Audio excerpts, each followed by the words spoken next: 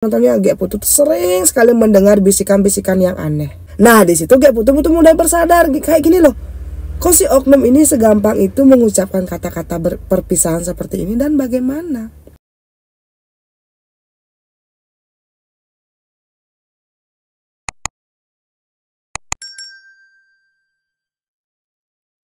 Weh semetan kumpul ya, ngerti aja nih saya. Nah untuk kalian yang baru bergabung di channel saya, halo perkenalkan saya tuh Senja. Di channel ini saya akan membawakan kisah nyata yang pernah dialami langsung oleh narasumber saya. Dan mereka membagikan kisahnya ini kepada saya di DM sosial media. Jadi untuk kalian yang mungkin suka dengan cerita-cerita horor, cerita mistis, atau mungkin cerita-cerita yang ngai-tai ke polo, boleh minta like dan juga subscribe-nya. Tapi sebelumnya begini ya, semua privasi narasumber saya akan saya samarkan karena saya dan juga narasumber saya tidak mau nanti ada pihak yang merasa dirugikan. Narasumber kita hari ini kita sebut saja namanya Ge Putu. Ge Putu adalah anak nomor 2 dari 3 bersaudara. Ge Putu cerita, dia ini dari kecil hidup dalam keluarga yang sangat harmonis. Ibu dan ayahnya tipikal orang tua yang sangat pengertian. Dan dia juga dibesarkan dengan materi yang cukup. Tapi semeton, dia ini dari kecil memang sakit-sakitan. Hampir sebulan sekali dia ini akan berkunjung ke rumah sakit. Karena apa? Ge Putu ini punya riwayat alergi yang sangat parah. Dia ini ketika salah makan akan mengalami reaksi alergi yang sangat keras. Alerginya ini tuh kayak gatal-gatal. Dan ketika alerginya ini kambuh, badannya Ge Putu akan merasa gatal, panas, perih, dan sakit yang luar biasa. Ge Putu ini juga bisa dibilang alergi debu teman-teman. Ketika daya tahan tubuhnya ini mungkin menurun dan dia ini terkena debu, wajahnya ini akan full bentol-bentol dan akan kayak mengalami luka-luka gitu teman-teman. Dan luka-luka ini akan sangat sulit disembuhkan. Karena itu juga Ge Putu dari kecil sudah terbiasa berlangganan di rumah sakit 1, rumah sakit 2, dan rumah sakit yang lain. Sebenarnya dari kecil Ge Putu ini sudah sangat capek gitu loh. Diajak terus-menerus berobat ke dokter. Tapi kalau Ge Putu tidak menuruti kata orang tuanya, dia juga takut nanti jangan sampai alerginya ini tidak bisa disembuhkan. Dan bahkan Ge Putu sangat sering izin sekolah karena ya memang penyakitnya ini sangat sering kambuh teman-teman. Menurut Ge Putu teman-teman, dari kecil Ge Putu ini sangat sering dibuatkan banten oleh kedua orang tuanya.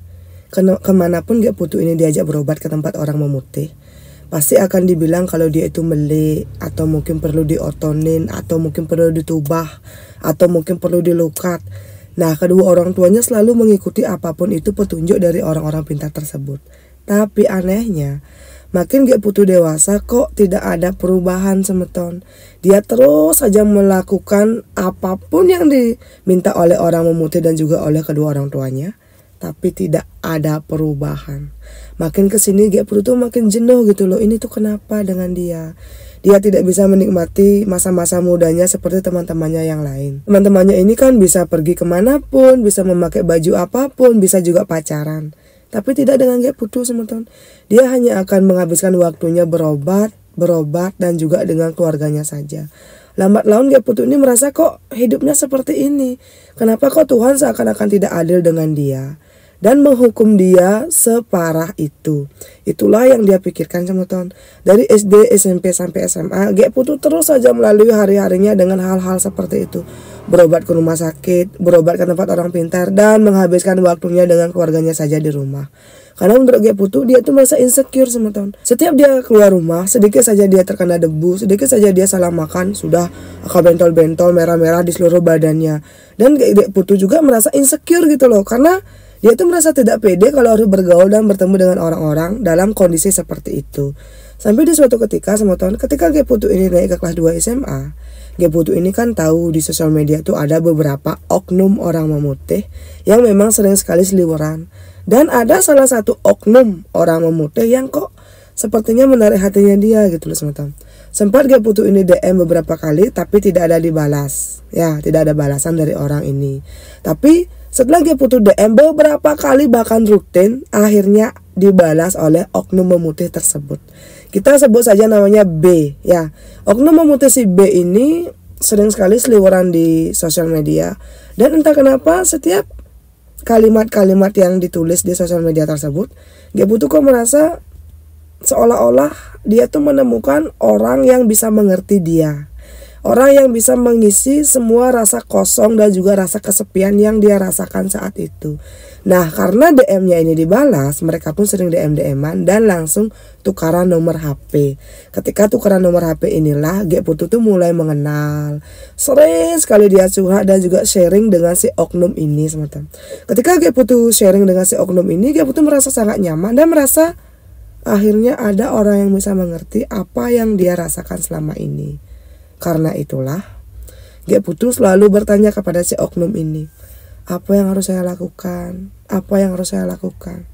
Setiap si oknum ini memberikan jawaban dan Gek Putu kayak mengikuti apa nasihat dari si orang ini.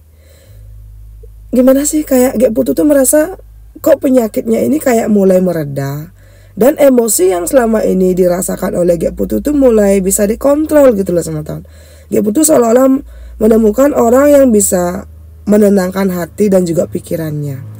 Karena setelah berbulan-bulan Gek Putu ini sering chat-chatan dengan si oknum ini, Gek Putu pun memutuskan akan berobat ke tempat orang memutih ini. Tapi waktu itu si orang putih bilang kalau Gek Putu mau mereka bisa bertemu dulu di luar, tapi jangan dulu bilang kepada siapapun. Nah, waktu itu sebenarnya kondisinya Gek Putu ini kan masih sakit-sakitan, tapi Gek Putu pernah video call dengan si orang memutih ini. Ketika video call itu, Gek Putu ini kan kayak memegang sebuah air putih. Air putih ini kayak dibacakan mantra oleh si oknum orang memutih ini. Dan setiap Gek Putu meminum air putih yang dibacakan mantra ini, badannya akan terasa lebih fit dan juga lebih sehat. Dan karena itulah Gek Putu semakin yakin kepada si oknum B ini. Dan suatu hari mereka pun ketemuan sama teman. Mereka ketemuan di sebuah tempat yang bisa dibilang lumayan private.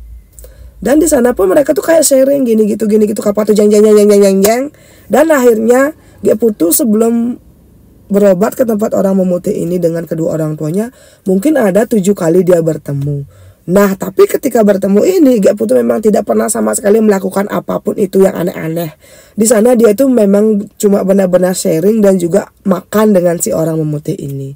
Karena itulah Gek Putu yakin, oh berarti orang memutih ini memang benar-benar orang yang baik.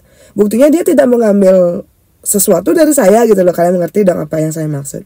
Sehingga cerita semua tahun akhirnya Gek Putu pun berani membicarakan niatnya akan berobat ke tempat orang ini kepada kedua orang tuanya. Seperti biasa, kedua orang tuanya selalu menyambut dengan positif permintaan dari Gek Putu.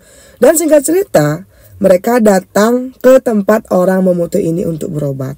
Ketika Gek Putu datang ke sana dengan kedua orang tuanya, Gek Putu tuh kayak boom gitu loh teman-teman. Ternyata orang yang berobat ke sana ini sangat ramai, bahkan sampai Gek Putu ini harus mengambil nomor antrian agar bisa bertemu dengan si orang memutih B tersebut. Ketika Gek Putu berobat di sana teman-teman, ajaibnya memang benar. Reaksi alergi yang selama ini dialami oleh Gek Putu mulai menurun. Dia juga merasa badannya makin sehat. Dan semua rasa sakit yang dia alami di badannya ini kok makin merasa kayak benar-benar hilang gitu loh teman-teman. Nah, waktu itu kondisinya itu Gek Putu kan tidak pernah cerita kepada kedua orang tuanya ataupun kepada siapapun. Kalau sebenarnya sebelum Gek Putu berobat ke sana, dia sudah sangat sering bertemu dan sering curhat-curhatan melalui. Dan waktu itu juga Gek Putu merasa gini loh teman-teman. Perlakuan dari si oknum ini tuh benar-benar baik. Dia benar-benar memperlakukan Gek Putu ini layaknya adik, layaknya teman, layaknya sahabat. Dan memang waktu itu Gek Putu dengan si oknum ini tidak ada hubungan apapun. Tapi entah kenapa hari makin hari setelah Gek Putu ini berobat ke sana, setelah mereka juga sering, kok Gek Putu ini merasa dia kok kayak sangat nyaman dan lambat laun mulai jatuh cinta kepada si oknum ini. Dengan catatan, Gek Putu bilang kepada saya, mereka ini tidak ada hubungan apapun. Nah, hari makin hari semua tahun Gek Putu tetap berobat ke sana dan Gek Putu juga diam-diam sering sekali bertemu di sebuah tempat dengan si oknum ini. Sampai suatu ketika setelah Gek Putu ini benar-benar merasa nyaman, dia juga benar-benar merasa sangat berterima kasih kepada si oknum ini karena merasa sudah bisa ditolong dan disembuhkan oleh si oknum tersebut.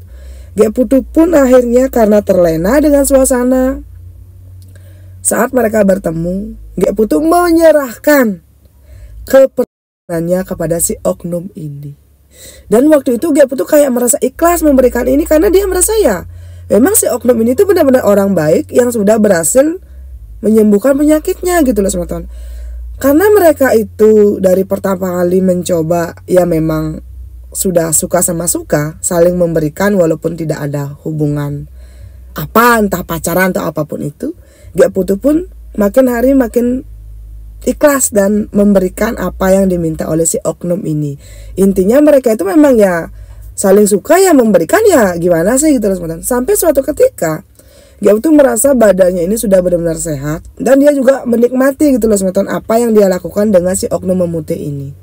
Gek Putu pun sempat bertanya dong kepada si oknum, bagaimana hubungan kita, apakah kita ini pacaran atau apa gitu.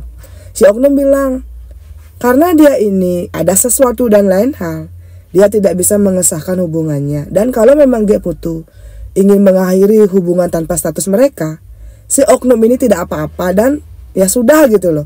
Nah di situ Gek Putu mulai bersadar kayak gini loh. Kok si oknum ini segampang itu mengucapkan kata-kata perpisahan seperti ini dan bagaimana? Ketika itu Gek Putu juga baru kayak ngeh. Selama ini mereka tuh memang tidak ada ikatan apapun, jadi ya mau apa kan begitu teman-teman ya.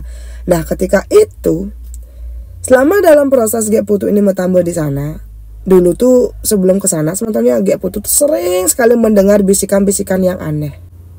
Gek Putu juga merasa dia ini sering sekali diawasi oleh sesuatu yang tidak kasat mata. Tapi setelah berobat ke tempat orang memutih ini kok hal-hal seperti yang dia rasakan, dia lihat dan dia dengar selama ini tuh mulai hilang dan tidak pernah dia rasakan kembali.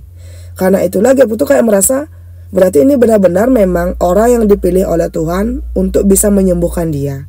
Karena itulah Gek Putu tidak memikirkan apapun kata-kata yang diucapkan oleh si oknum ini ketika mereka memutuskan untuk tidak bertemu kembali. Tapi teman-teman, beberapa minggu setelah mereka ini tidak pernah bertemu kembali, Gek Putu sadar kalau ternyata dia ini sudah terlambat datang bulan. Dan ternyata juga saat itu orang tuanya Gek Putu, tepatnya ibunya Gek Putu, sudah mulai curiga.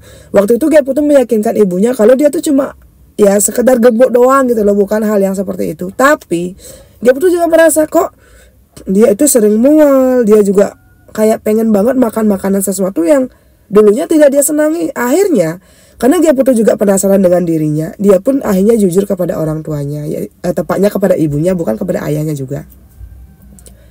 Kalau dia curiga apa yang akan terjadi pada dirinya gitu loh.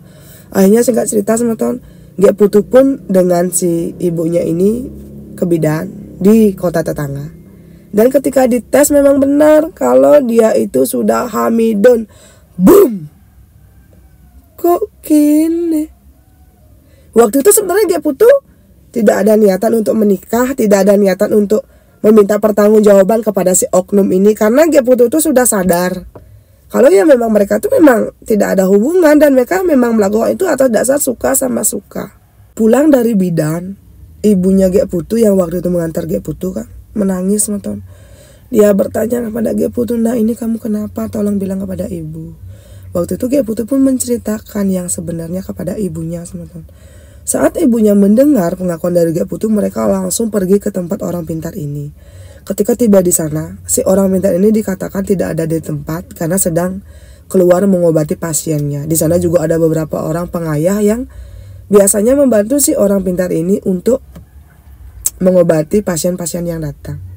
Lama sekali Gek Putu di sana dengan ibunya. Waktu itu Gek Putu juga meminta kepada ibunya untuk sabar ya Bu, jangan membuat masalah karena saya takut. Mungkin karena sudah beberapa jam mereka menunggu di sana tapi orang pintar ini juga tidak ada. Akhirnya Gek Putu dengan ibunya memutuskan untuk pulang. Dalam perjalanan pulang Gek Putu diam teman-teman. Dia menyesal karena kok gini gitu loh. Dia melihat ke samping ibunya ini menangis teman-teman. Tapi ibunya tidak mengeluarkan kata-kata kasar gitu loh ya. Ibunya ini seolah berusaha sekali untuk mendampingi Gek Putu.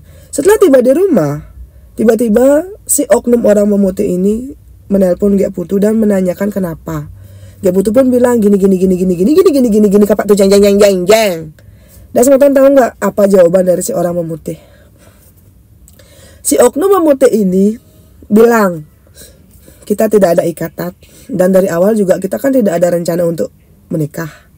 Jadi apapun keputusan kamu silakan. Saya akan memberikan kamu uang sekian dan tolong selesaikan ini sendiri.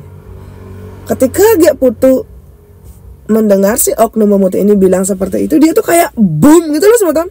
Dan kok segampang itu ya? Oke, memang mereka tidak ada ikatan apapun, entah itu pacaran ataupun apapun gitu.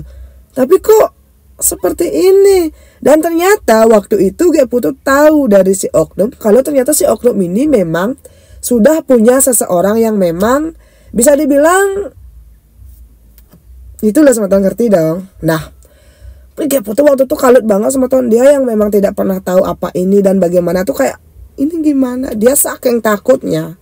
Pernah di waktu itu ibunya kan bilang kepada dia, ayo kita bilang ini kepada bapak dan juga kepada kakak laki-lakimu. Ibu yakin kak, bapak dan juga widemu pasti bisa membantu. Tapi karena Gek Putu saking takutnya, saking dia tuh tidak mau nanti ada sesuatu yang terjadi pada dia ataupun keluarganya, dia mengancam ibunya. Kalau sampai ibunya bilang ini kepada siapapun, dia akan mengakhiri hidupnya sama Tuhan. Karena Gek Putu benar-benar takut dan tidak tahu ada berbuat apa. Dan langsung karenya ibunya benar-benar mendukung dan berjanji tidak akan bilang ini kepada siapapun. Beberapa minggu berlalu, Gek Putu kan agak takut nih ya nanti perutnya ini membesar. Gek Putu pun meminta kepada ibunya untuk diantarkan melakukan di sebuah rumah sakit swasta yang memang dia sudah cari di internet. Sehingga cerita semeton, waktu itu Gek Putu pun memang melakukan aborsi ditemani oleh ibunya saja ke sebuah rumah sakit swasta yang ada di kota Denpasar. Dan waktu itu setelah melakukan operasi ini, Gek Putu benar-benar kayak takut sekali semeton. Kenapa? Nak Bajang yang tidak pernah masuk ruang operasi tiba-tiba sekarang harus melakukan operasi didampingi ibunya saja. Menurut Gek Putu ya, waktu itu dia tuh kayak benar-benar sadar kalau ternyata seperti ini gitu loh teman-teman. Nah, singkat cerita setelah melakukan aborsi, Gek Putu kan langsung pulang di rumah teman-teman. Selama berminggu-minggu yang merawat dia hanya ibunya saja, karena kakak dan juga adik bahkan ayahnya tidak tahu kalau Gek Putu melakukan hal seperti itu. Di sana Gek Putu merasa benar-benar menyesal. Kenapa dia mau melakukan hal seperti itu dulu dengan si oknum memutih? Yang padahal mereka tuh memang benar tidak ada ikatan apapun.